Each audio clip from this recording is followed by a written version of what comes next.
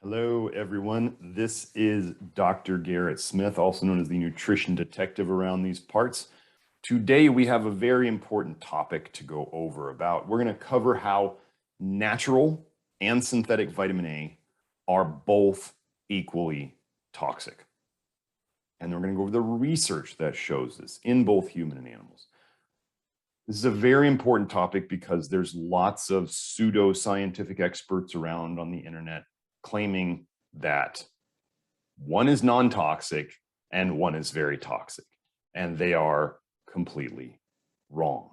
So I've covered some of this information in my other videos, but what I'm doing is I'm putting together the different parts into one video to make this hopefully a little shorter for my normal videos, and so you guys can show it to people and show them that they're wrong if they think that they are different. Okay, here we go. The overview. We're going to show the research demonstrating that food-based and synthetic forms of vitamin A cause exactly the same toxicity in both animals and humans. This is always assuming we're talking about the same forms of vitamin A, of course. We want to compare apples to apples, right?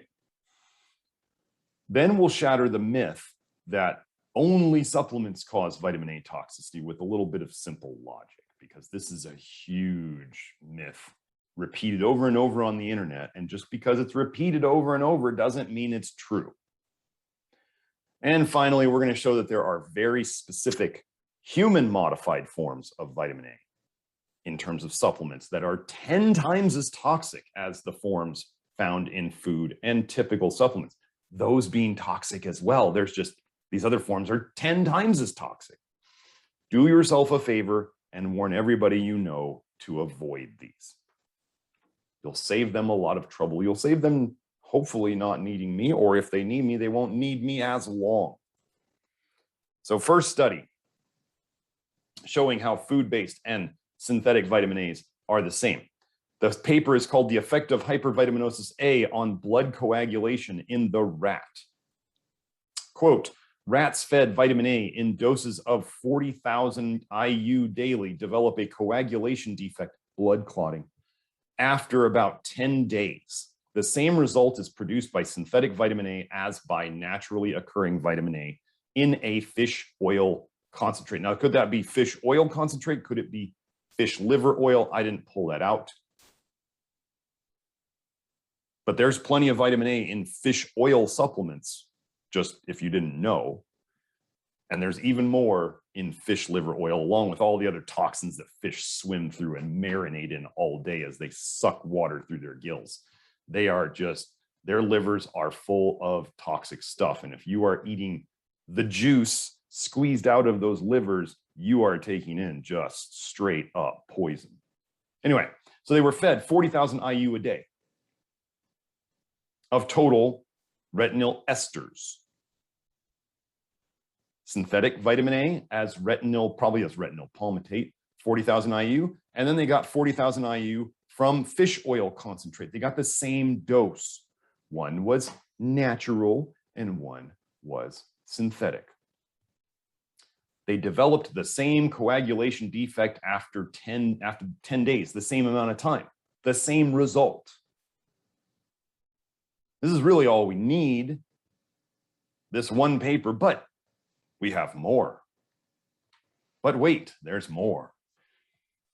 Science shows this over and over. So here we're going to go over this group of studies called Hypervitaminosis A, a study of the effect of excess of vitamin A in experimental animals by Carey, I don't know how to pronounce his name, Rodal. Sorry for mutilating that if I did.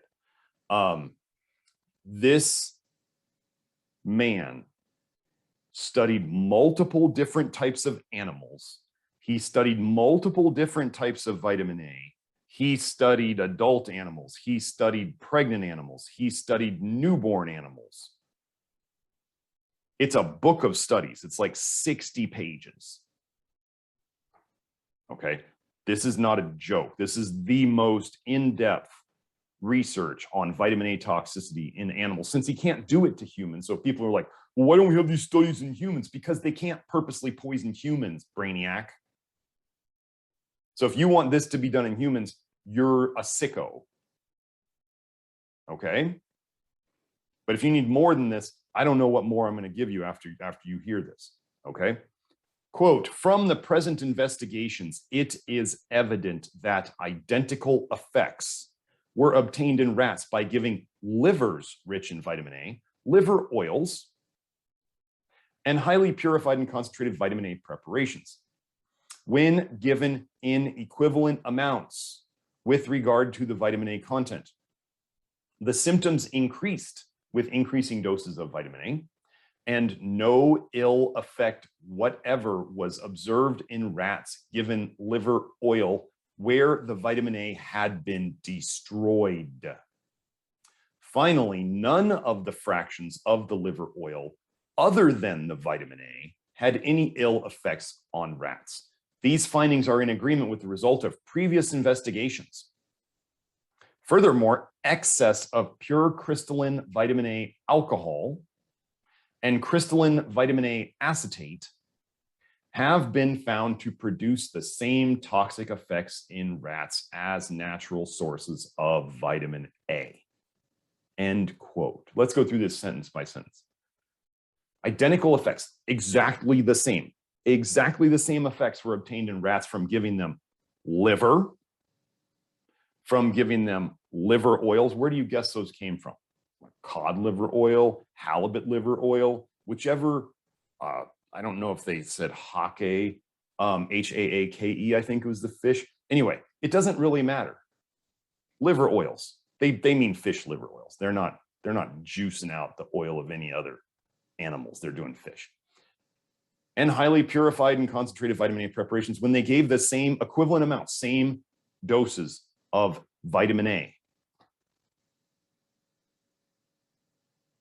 As they gave more vitamin A, the symptoms got worse. And when they destroyed the vitamin A that was in the liver oil, there was no ill effects. There was no symptoms, none. If you are taking cod liver oil or some other fish liver oil, or you are giving it to your children and they are not getting better, they are getting worse, you are poisoning them and you need to stop. Make sure to watch my cod liver oil video on this channel, and make sure to watch my liver is poisonous video on this channel. You really should. You owe it to yourself and your family. And if you are scared of realizing that you've been poisoning yourself or your family members, I don't know how to tell you, it's not going to get any better until you stop. You're going to have to realize that you're doing this to yourself. All these YouTubers out there who are advising all these Ray Peters and the nose to tail carnivores and the WAP people, the Weston Price people, and the vegans juicing all their high vitamin A vegetables and fruits. Oh my gosh, you all need to stop poisoning yourselves. Okay.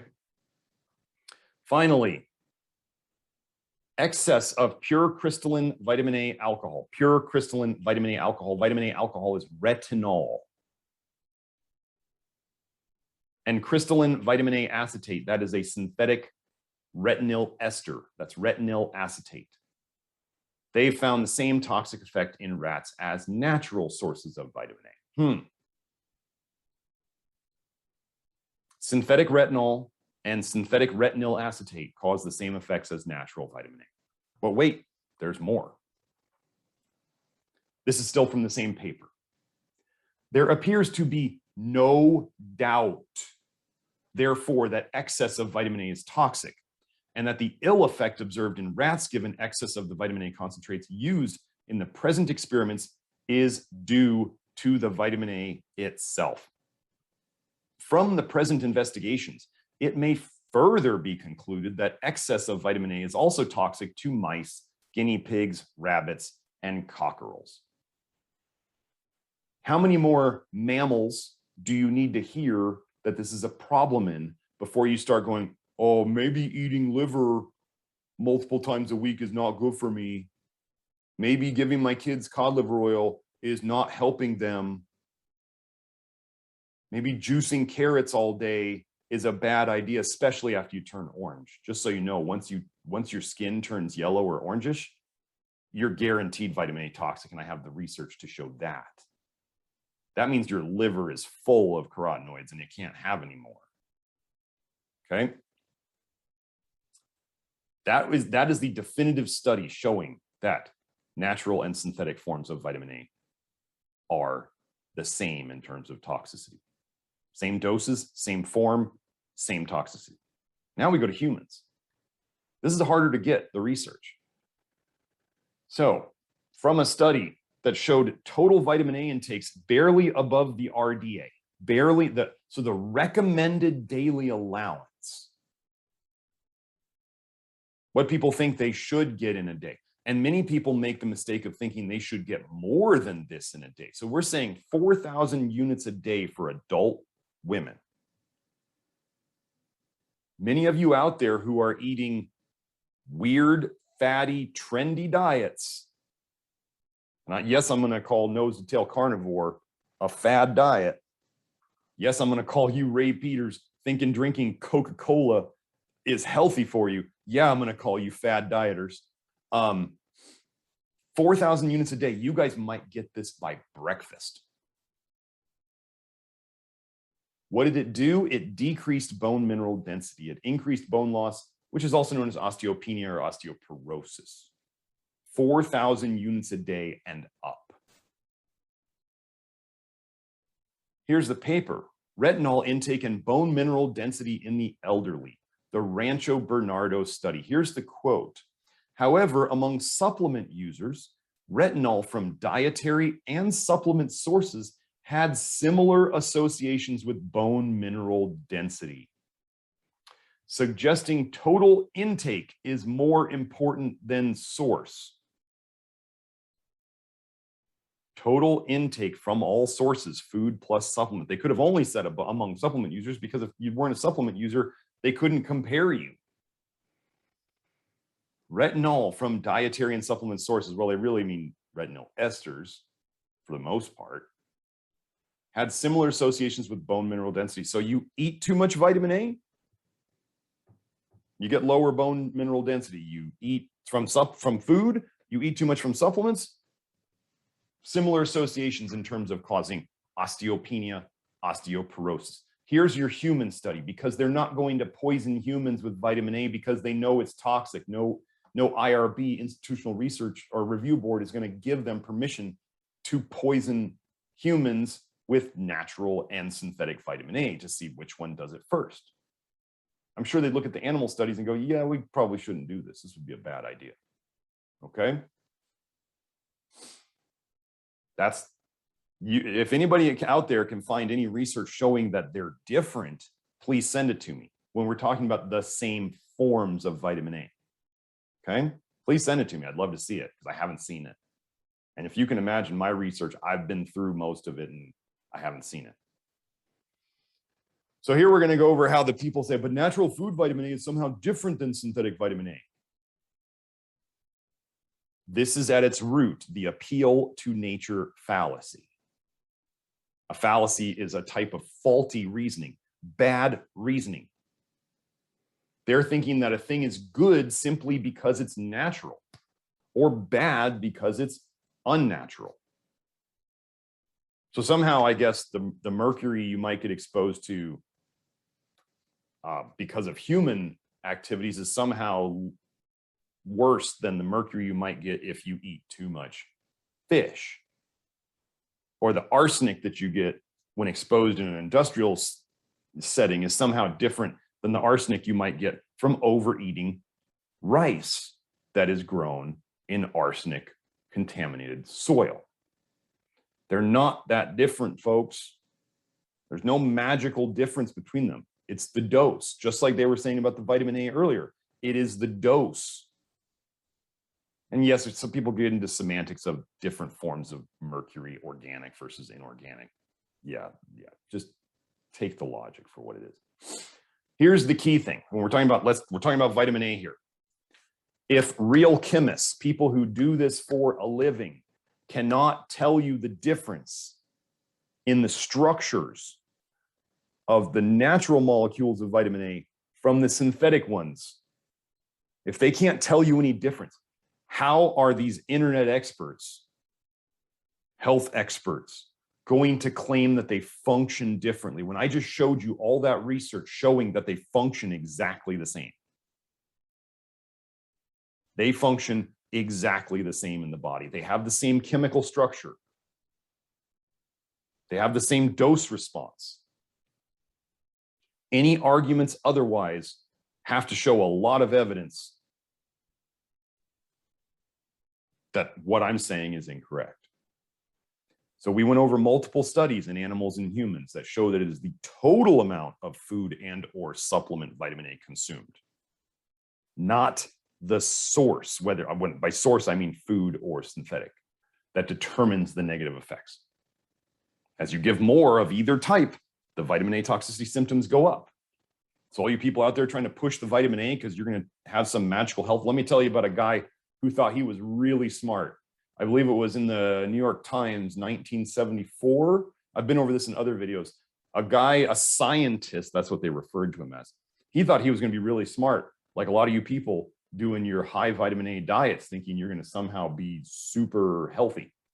Over the course of, I think it was 10 days, he drank a gallon of carrot juice a day, and he took on average 100,000 units of retinol palmitate a day, right? Which is equivalent to the same vitamin A that you'd find in cod liver oil. If we're saying natural and synthetic are the same, and he took plenty of carotenoids, which people think aren't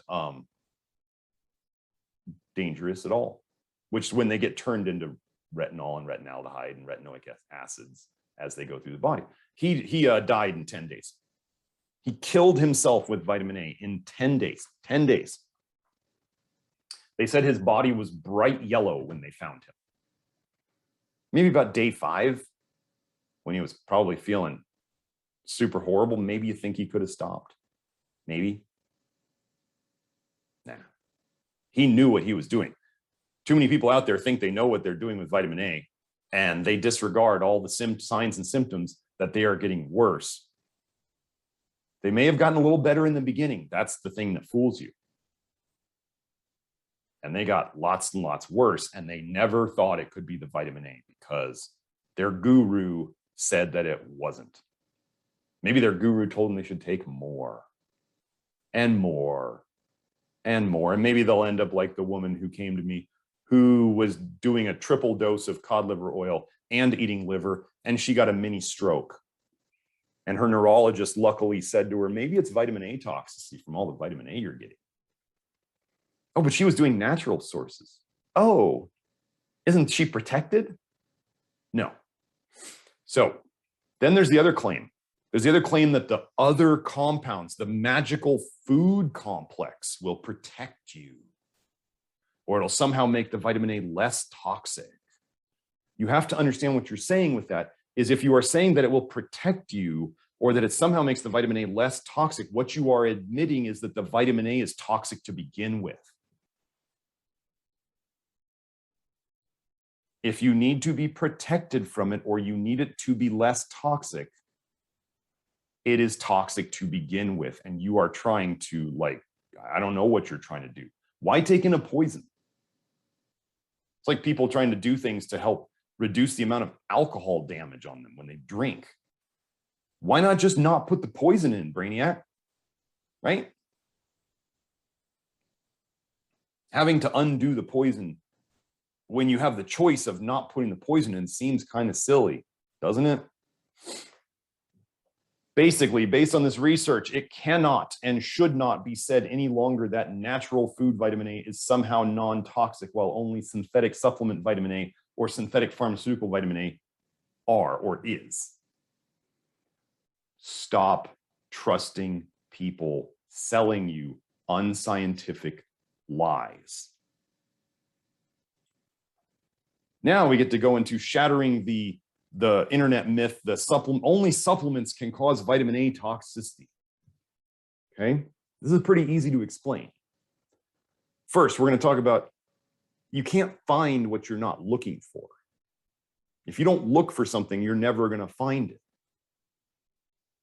First question, how much does your doctor know about nutrition? The answer is probably not much. I think it was early 2000s, what MD students asked to learn most about in school was they wanted to learn more nutrition because they weren't learning any. How often does your doctor ask you for a full dietary recall over a week? What do you eat in a week? Probably never. And even if those doctors did ask you for a full dietary recall, did they calculate up your food vitamin A intake? Your lutein, your beta carotene, your retinol esters, that stuff. And I put a haha no, because yeah, no, they're not going to do that. So if you don't even know, first of all, if you don't believe that food vitamin A can cause toxicity, which has been proven without a doubt that it can, you don't even know what your baseline is. You don't even know where you're adding to. Then we get into, have you ever noticed how many doctors will very purposely ask you about your supplement intake as if they're purposely trying to find trouble there, or they're looking for reasons to tell you to stop taking your supplements? You ever notice that? Like that, you'll have people out there who take medications. They'll have multiple medications. The doctor will be like, okay, those medications are fine, even though those have known pages and pages of side effects. And then they'll be like, oh, what are you taking for supplements? What are you taking for supplements? And they want to get all of those because most of you who are into alternative health, your doctor's going to try to get you to stop taking those. Now, I'm not going to disagree with the doctor who wants to get you off of your supplements, because most supplements, 99% of the supplements out there are poison. And yes, that's a big statement. And yes, I do believe that. When you think of all the supplements that are out there, yeah, I'm going to say about 99% of them are garbage and are making you worse. They're loading your liver up. Your liver doesn't like them. Your liver still has to process them. If they are not essential nutrients, essential to human functioning, then they are a drug-like compound. Okay? And if you're taking these colorful rainbow food-based supplements of all the freeze-dried fruits and vegetables, you're taking a lot of vitamin A with those, even though it's food. Goji berry is not only a nightshade, but it's super high in vitamin A. There's a huge example. So anyway, if they weren't looking for food vitamin A toxicity at all, and yet they seem to have a vendetta about supplements, and when they write up their case studies, what do you think they're going to find? The only time they're going to find problems with vitamin A, since they don't do a dietary recall, is when there's supplements that they can just point the finger at.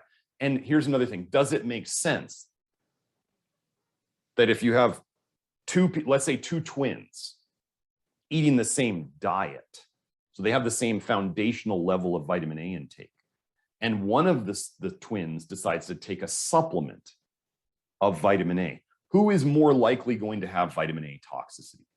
Well, the person who's taking the supplement on top of their food. Does this mean that the person eating, let's say the two twins are eating liver 4 days a week, and then one of them adds cod liver oil on top of it? Can they both get toxic? Yes, you should watch my liver video on this same channel. Can they both get toxic? Absolutely. Who would get toxic faster based on the stuff we just went over earlier? Increasing dose led to increasing toxicity. So the twin who's taking the supplement on top of food is going to get more poisoned faster, and it's going to be worse. Does that mean that both of them couldn't be poisoned? Absolutely not. Okay, now we get into food causing vitamin A toxicity. So the exceptions to the rule, we're going to go over the exceptions to the rule of forms of vitamin A that are even more toxic. The human modified ones. Here's the paper. Water miscible, emulsified, and solid forms of retinol supplements are more toxic than oil-based preparations. Okay, I'm going to tell you first off that water miscible, emulsified and solid forms. They also mean dry vitamin A. So if you're looking at the label, they're saying dry vitamin A, like vitamin A capsules, if you will, are more toxic than oil-based preparations. So here's the quote. The 259 cases of hypervitaminosis A originated from 23 different countries, but most of the cases were from the United States. I'm going to step back for a second. 259 cases, 105 of them were from the United States. What do Americans probably take more than just about anybody else in the world? Supplements. What do Americans tend to do more than just about anybody else in the world? Fad diets. What do Americans tend to do more than just about anybody else in the world? More is better. We do more, more, more, more, more. That's what we do. And so you see that we're almost half of the vitamin A toxicity cases here. And then you want to watch the vitamin A toxicity as an epidemic video so you can see the cadaver studies showing real world epidemic levels of toxicity with, in recent years, the biggest study I could get was on Americans, and it showed that 1 out of every 3 cadavers that they looked at had diagnosable biopsy-proven vitamin A toxicity in their liver. Okay. France was second with 56, and Spain was third with 24. Oh, don't forget the study on, in Spain, what they did was they looked at men's sperm motility, sperm characteristics, and they found that the men who ate the most organ meats had the worst sperm motility. It was damaging their fertility. All you guys eating your liver think you're going to be all virile. Sorry.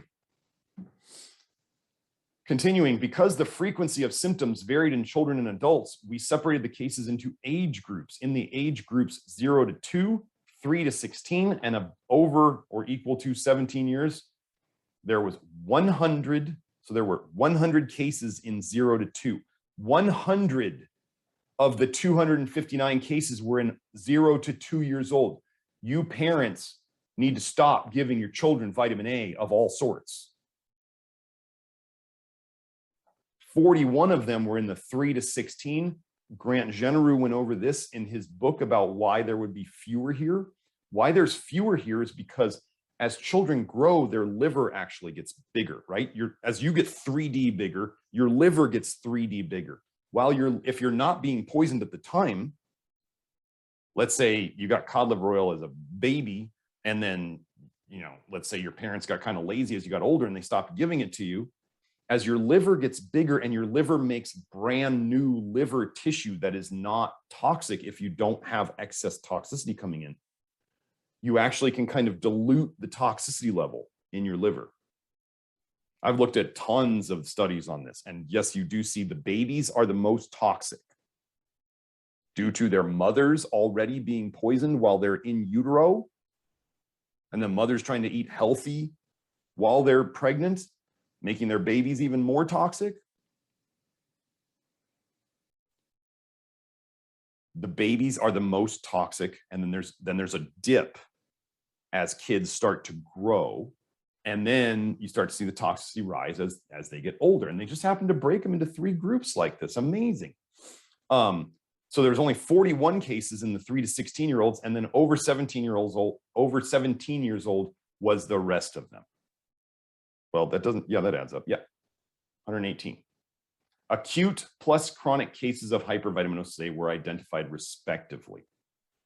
The sex ratio, male to female in the same age groups, was 1.11, 1.40, and 0.39 respectively.